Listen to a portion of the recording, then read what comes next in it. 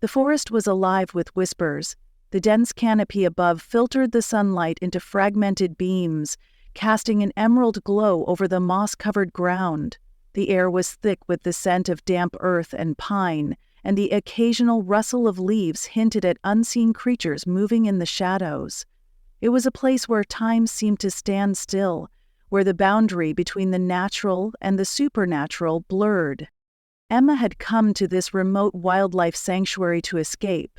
The chaos of the city, the noise, the endless demands, it had all become too much.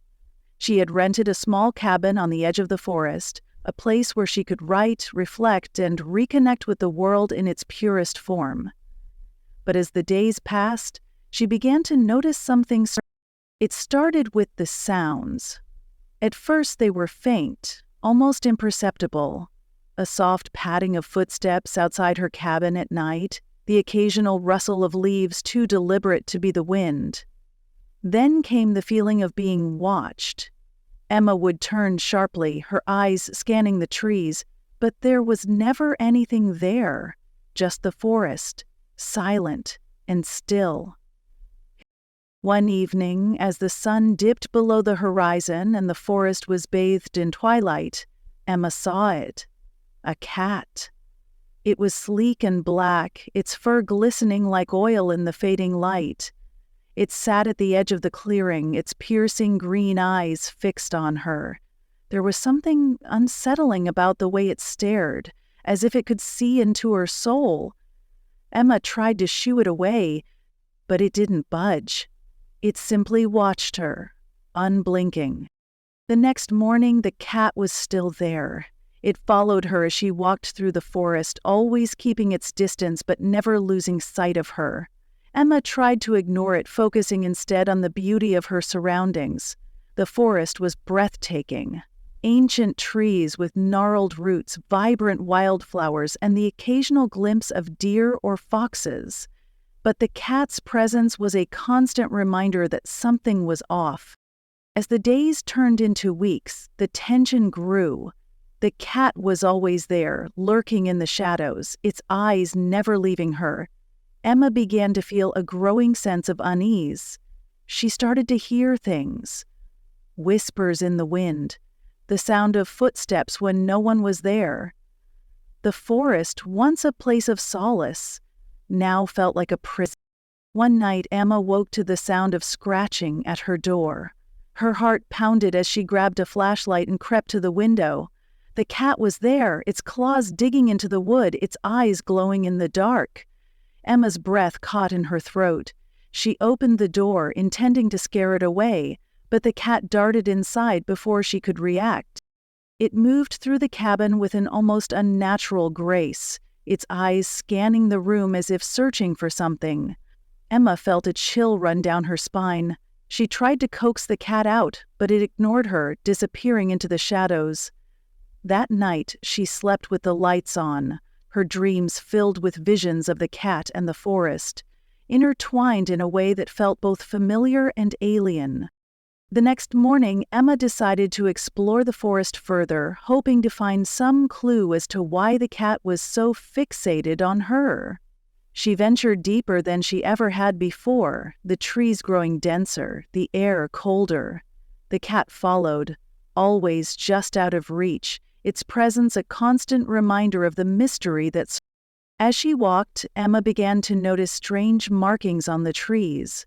Symbols carved into the bark, their meaning unknown. The forest seemed to close in around her, the shadows growing darker, the sounds more menacing. She felt a growing sense of dread, as if the forest itself was alive and watching her. Finally, she reached a clearing. In the center stood an ancient tree, its branches twisted and gnarled, its roots exposed like skeletal fingers. At the base of the tree was a small, weathered shrine covered in moss and vines. Emma approached cautiously, her heart pounding in her chest. As she got closer, she saw that the shrine was adorned with offerings, bones, feathers, and small trinkets. And there, sitting atop the shrine, was the cat. It stared at her with those piercing green eyes, its expression unreadable. Emma felt a wave of fear and realization wash over her. This was no ordinary cat. It was a guardian, a spirit of the forest.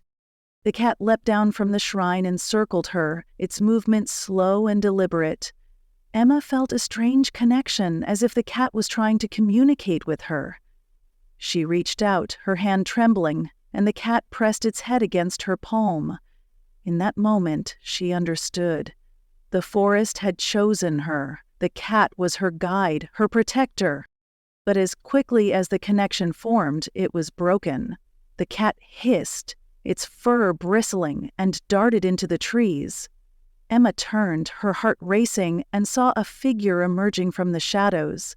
It was a man, his face obscured by a hood, his movements silent and deliberate.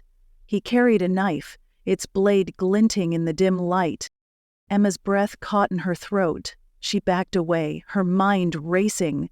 The man advanced, his eyes locked on hers. She turned to run, but the forest seemed to close in around her, the trees twisting and shifting, blocking her path. She was trapped.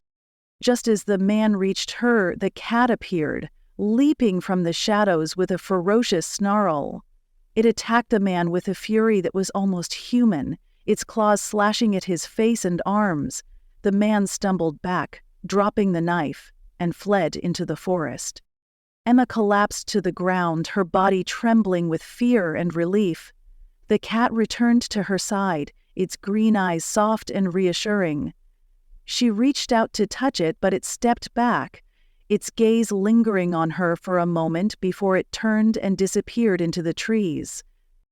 Emma never saw the cat again, but she knew it was still there, watching over her, protecting her.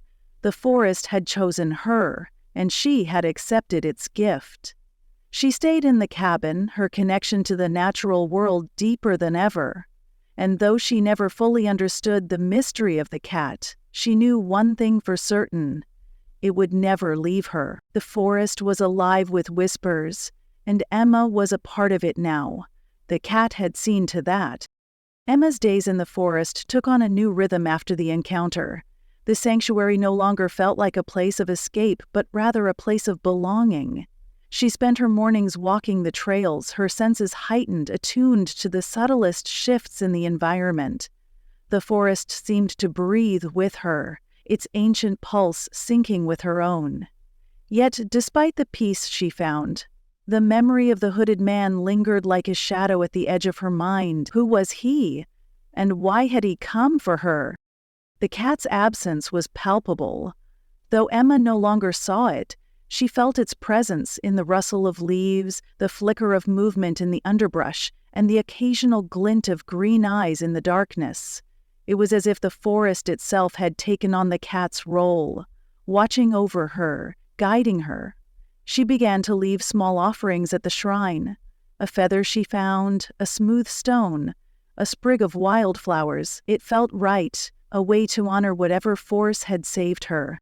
One afternoon, as Emma ventured deeper into the forest than she ever had before, she stumbled upon something that made her blood run cold.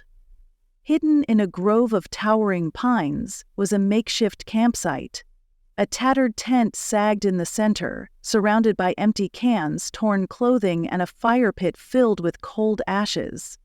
The air smelled of decay, and the ground was littered with animal bones. Emma's stomach churned as she realized they were not the remains of prey left by predators. These bones had been deliberately arranged, some carved with the same strange symbols she had seen on the trees. Her heart pounded as she approached the tent. The flap was partially open, revealing a dark interior. She hesitated, her instincts screaming at her to turn back, but curiosity, or perhaps something deeper, pulled her forward. Inside, she found a journal, its pages filled with frantic scribbles and crude drawings. The handwriting was erratic, the words barely legible. But one phrase stood out, repeated over and over. "The guardian will come. The guardian will come." Emma's hands trembled as she flipped through the pages.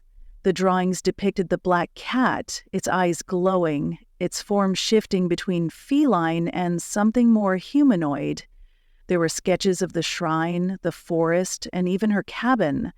The final page sent a chill down her spine.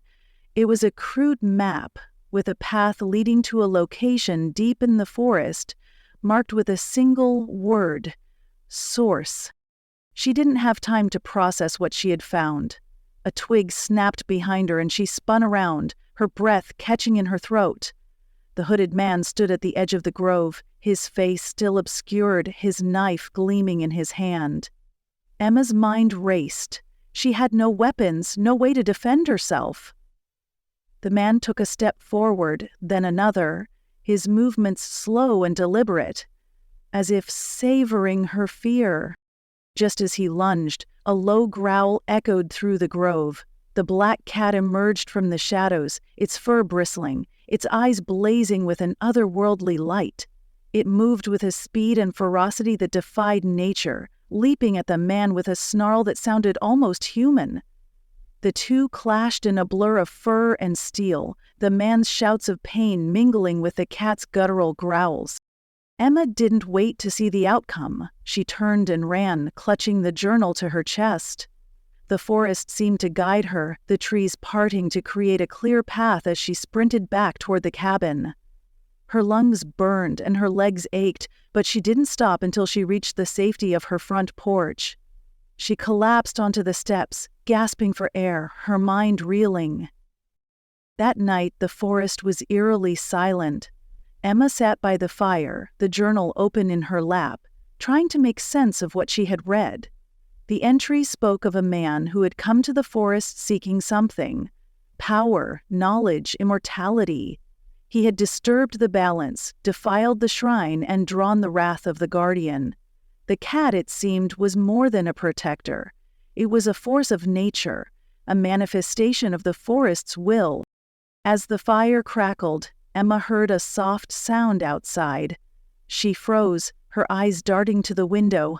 There, silhouetted against the moonlight, was the cat. It stared at her for a long moment, then turned and disappeared into the trees. Emma felt a strange mix of relief and sorrow.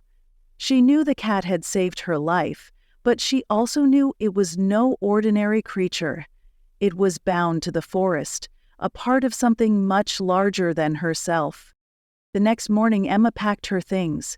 She left the journal on the shrine, along with a final offering: a lock of her hair. As she walked away from the cabin, she felt a profound sense of loss, as if she were leaving a part of herself behind. But she also felt a strange peace. The forest had chosen her, but it had also let her go.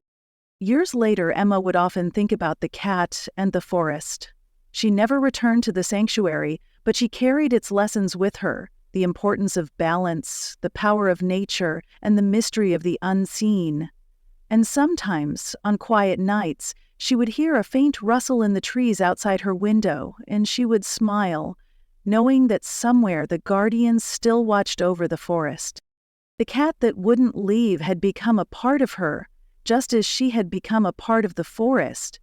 And though she never saw it again, she knew it was there, waiting, protecting, forever bound to the land it called home. Years turned into decades, and Emma's life moved forward, but the forest never truly left her. She wrote books about her experiences, weaving the mystery of the black cat and the ancient forest into her stories.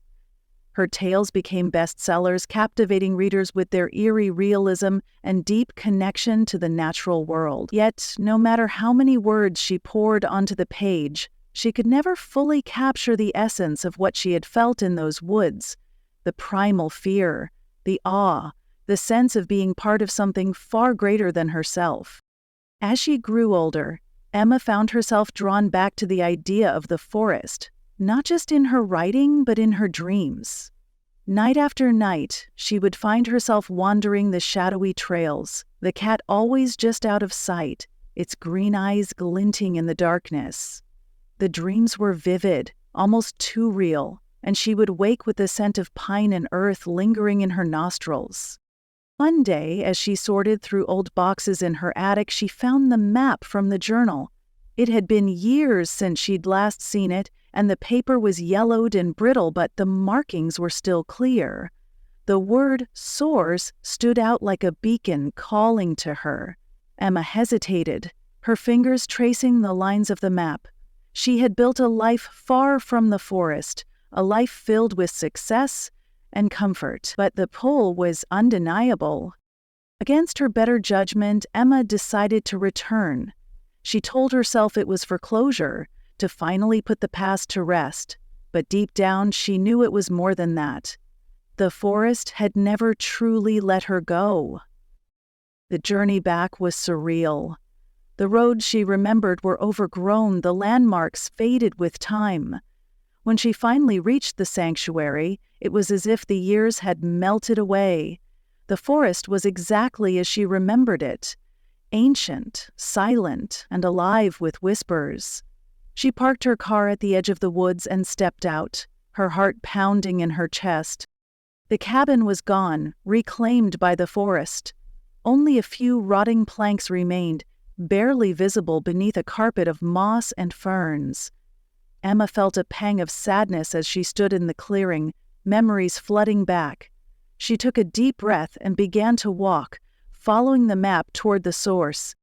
The forest seemed to welcome her, the trees parting to create a path. The air was thick with the scent of pine and damp earth, and the only sounds were the rustle of leaves and the occasional call of a distant bird. As she walked, Emma felt a strange sense of calm, as if the forest was guiding her, protecting her. Hours passed, and the trees grew denser, the light dimmer. The symbols carved into the bark became more frequent, their meaning still a mystery. Finally, she reached a place where the ground sloped downward, leading to a narrow ravine. At the bottom was a pool of water, its surface still and dark, reflecting the twisted branches above.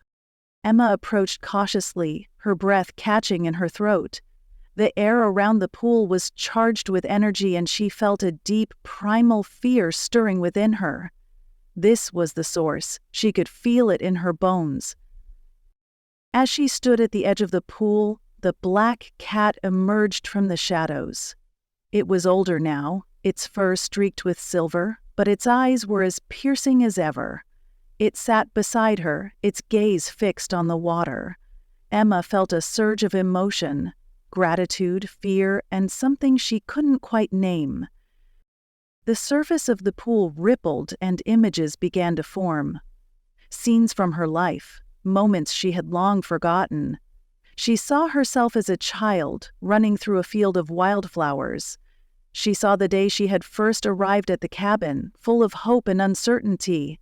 She saw the hooded man, his face twisted in rage, and the cat, leaping to her defense. And then she saw something she didn't recognize. A figure standing in the forest, its form shifting between human and feline, its eyes glowing green. Emma realized with a start that the figure was her, or rather, a version of her. The forest had chosen her not just as a visitor, but as a guardian. The cat had been preparing her all along, testing her, guiding her, and now it was time for her to take its place. Tears streamed down her face as she understood. The forest was alive, and it needed her. She looked at the cat, and for the first time it spoke. Not with words, but with a deep, resonant purr that echoed in her mind. "You are ready." Emma knelt by the pool, her reflection shimmering in the dark water. She felt a surge of power, of connection, as the forest flowed through her. The cat pressed its head against her hand one last time, then turned and disappeared into the trees. When Emma stood, she was no longer the same. Her eyes glowed with a faint green light, and she could feel the forest's pulse in her veins. She was the guardian now, bound to the land, its protector and its voice. As she walked back through the forest, the trees seemed to bow in reverence, the whispers growing louder, more joyful. She knew her old life was over, but she felt no regret. The forest was her home, and she would watch over it for as long as it needed her. And somewhere, deep in the shadows, the black cat watched, its green eyes gleaming with pride. The cycle was complete. The forest had found its new guardian, and the cat that wouldn't leave could finally rest.